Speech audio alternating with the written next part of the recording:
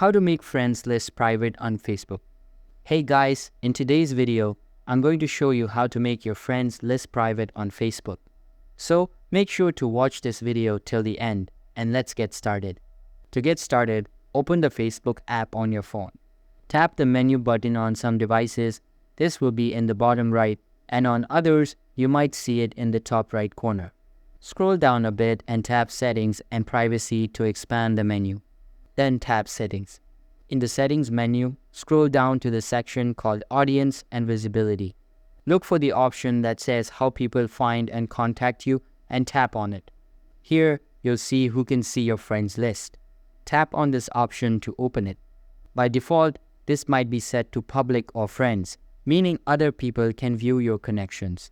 To make your friends list completely private, select Only Me. If you prefer that only your friends can see it, you can choose Friends instead. Once you've made your selection, tap Save or simply go back. Your changes will be saved automatically. That's it, your friends list is now private and other people won't be able to see it. If you found this helpful, don't forget to like and subscribe for more quick Facebook tips. Thanks for watching.